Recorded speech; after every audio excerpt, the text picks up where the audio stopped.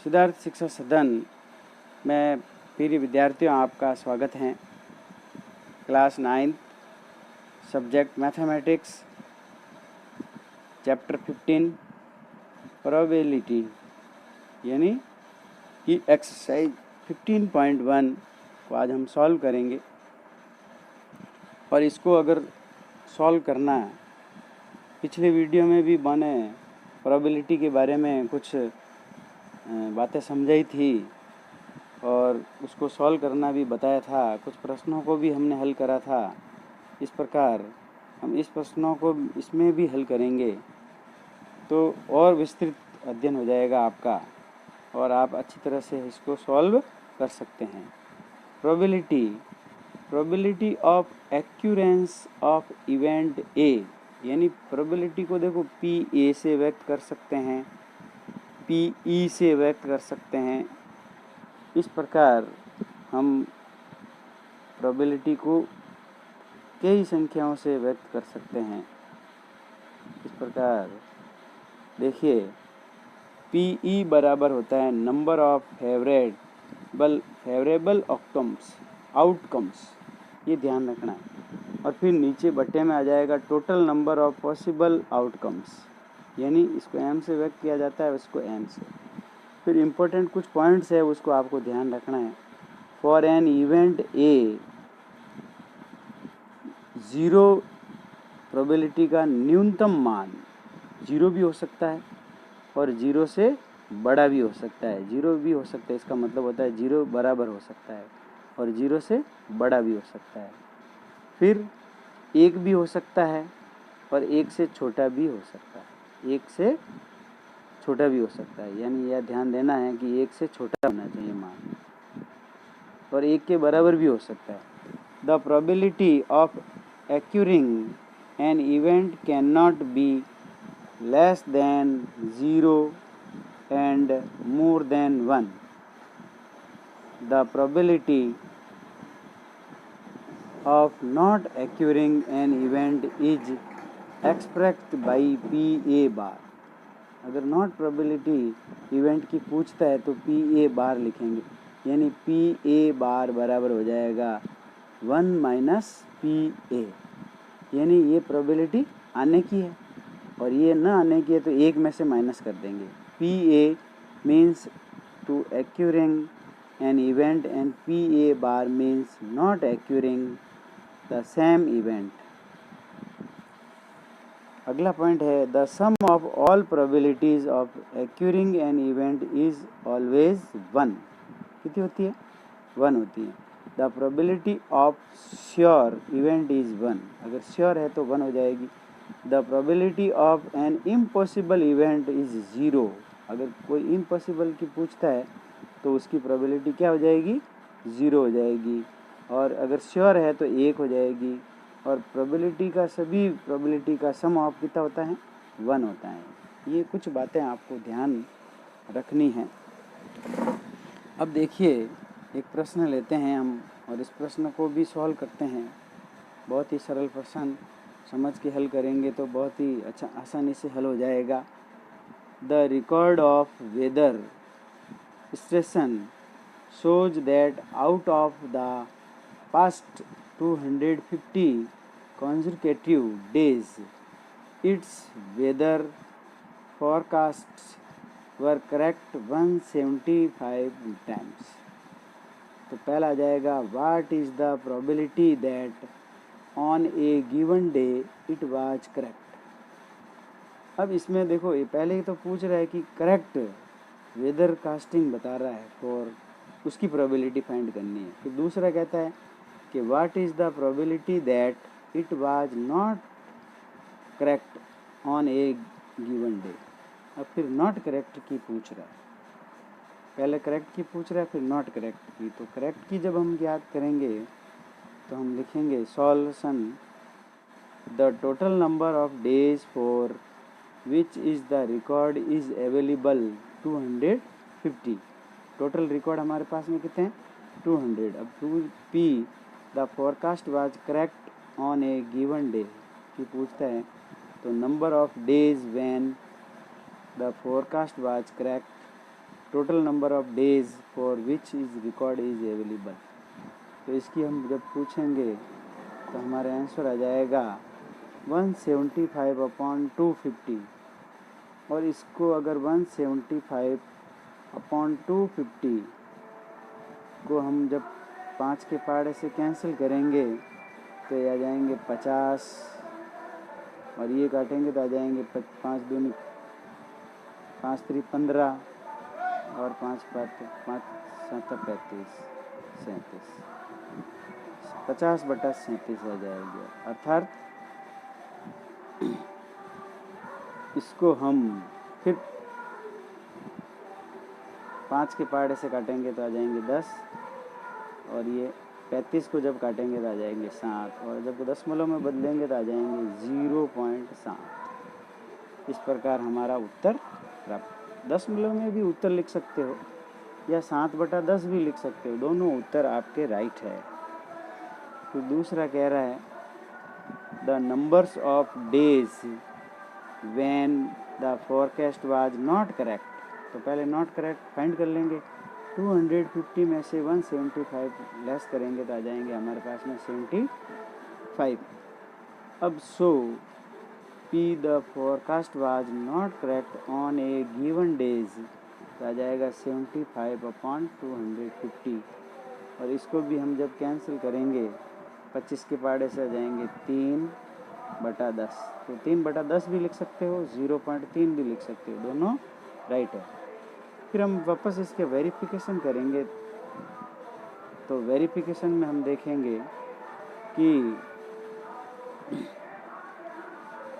P forecast was correct on a given day और P forecast was not correct on given day. तो 0.7 और 0.3 इसको add कर देंगे तो हमारे दोनों को करेंगे तो 1 आ जाएगा, यानी टोटल प्रोबेबिलिटी की जो वैल्यू होगी वह 1 आ जाएगी। इस प्रकार इसका प्रोबेबिलिटी फाइंड हो जाता है।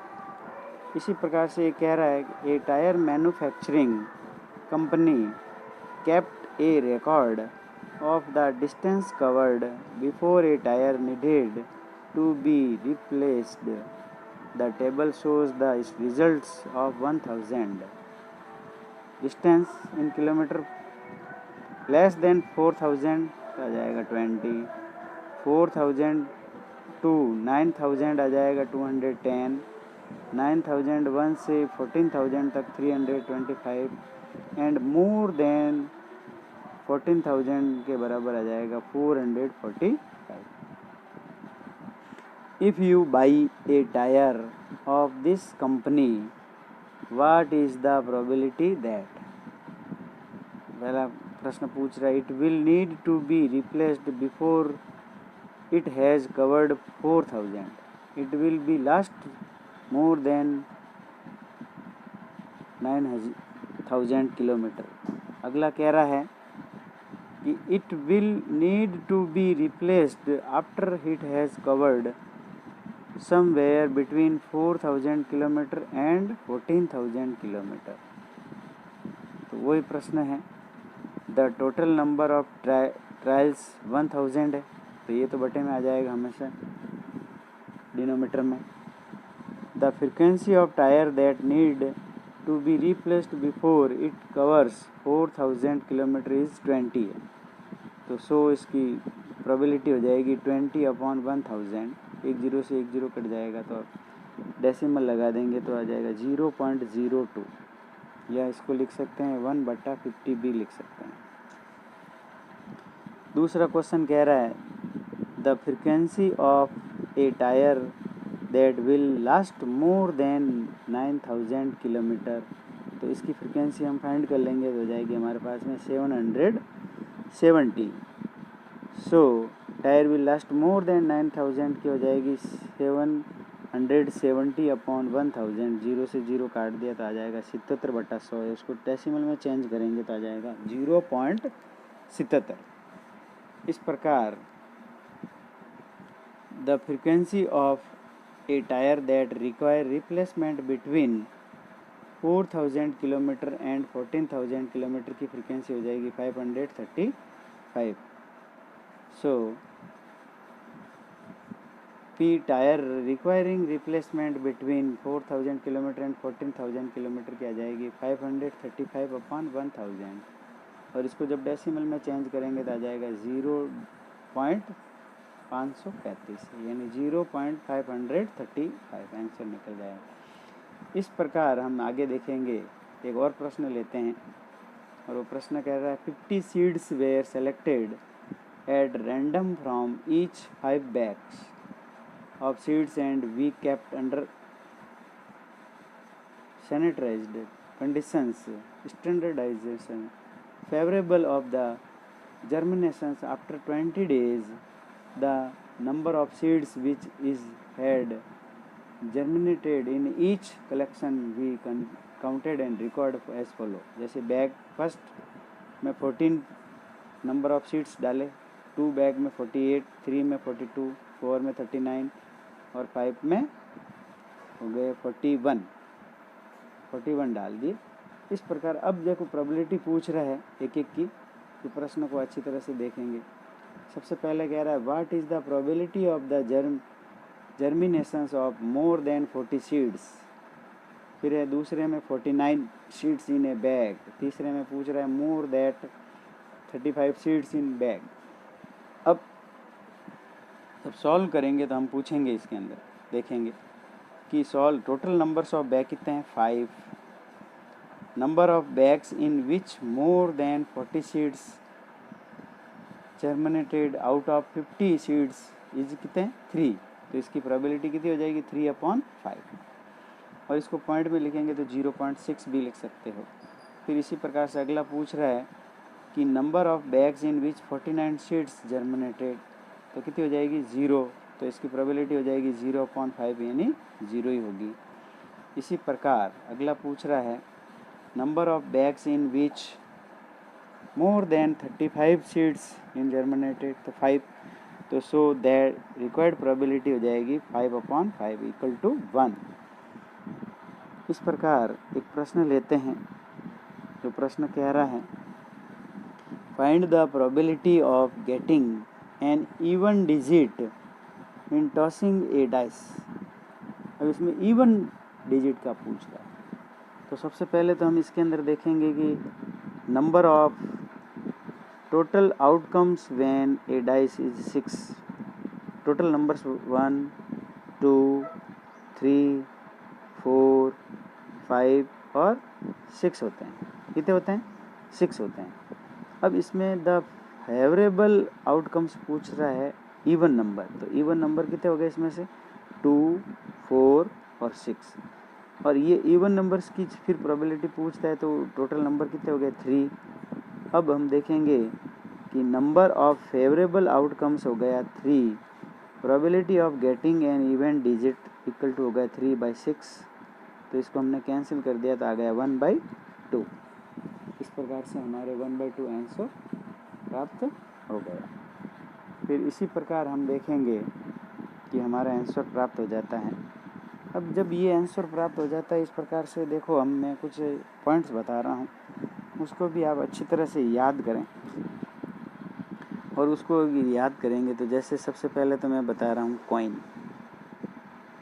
देखिए कॉइन के अंदर टोटल इवेंट होते हैं, ये ध्यान रखना है आपको। टोटल इवेंट 2 होते हैं। फिर हेड आता है एक बार, टेल आता है एक बार। हेड मतलब एक बार आता है और टेल एक बार आता है। तो इसकी अगर प्रोबेबिलिटी पूछे कि हेड की प्रोबेबिलिटी ज्ञात कीजिए तो आ जाएगी 1/2। टेल की पूछता है तो आ जाएगी 1/2, और नॉट हेड और नॉट टेल की पूछता है तो भी यही होगी 1/2 ही होगी। इस प्रकार प्रिय विद्यार्थियों, आप वीडियो को अच्छी तरह से पूरा देखें, और वीडियो को अगर पूरा देखेंगे तो आपको ये कुछ पॉइंट्स मिलेंगे। फिर इसी प्रकार मैं दूसरा पॉइंट्स बता रहा हूँ, एक डाइस का।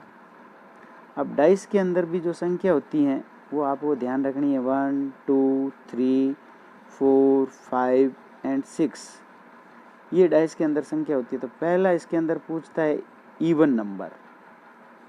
क्या पूछता है? Even number. अब इवन नंबर कौन से हो गए? 2, 4 और 6 कितने हो गए? 3 हो गए। फिर ओड नंबर पूछता है, और ओड नंबर भी पूछता है तो ओड नंबर पहले फाइंड कर दीजिए। तो ओड नंबर हो गया 1 3 5, ये भी कितने हो गए 3, यानी प्रोबेबिलिटी पूछता है तो इसकी भी 3/6 और इसकी भी 3/6 हो गई। फिर प्राइम नंबर पूछता है, कौन सा पूछता है प्राइम नंबर। अब प्राइम नंबर कौन से हो गए 2 3 और 4, तो ये भी कितने हो गए 3 हो गए और इसकी प्रोबेबिलिटी भी फाइंड करने का कहता है तो 3/6 हो जाएगी यानी 1/2 हो जाएगी। फिर पूछता है square number, square number, square number देखिए पूर्ण वर्ग, स्क्वायर का नंबर का होता है कि 1 का स्क्वायर करो तो 1 ही होता है, यानी 1 का रूट ले तो भी 1 होगा, तो 1 हो गया एक। तो 4 का रूट लेओगे तो भी कितना हो गया 2 हो गया, और बाकी का किसी का रूट नहीं लिया जा सकता है। तो इस प्रकार इसका स्क्वायर नंबर अगर पूछता है तो 1 और 4 हो गया, इसकी प्रोबेबिलिटी अगर फाइंड करेंगे तो हो जाएगा 2/6। इस प्रकार हमारे आंसर प्राप्त हो जाएगा। प्रिय विद्यार्थियों, इस चैनल को आप ज़्यादा से ज़्यादा लाइक करें तथा शेयर करें और सब्सक्राइब भी कर लें। फिर इस प्रकार सब्सक्राइब कर लें तथा इस वीडियो को पूरा देखें, तभी आपको पूरा अच्छी तरह से समझ में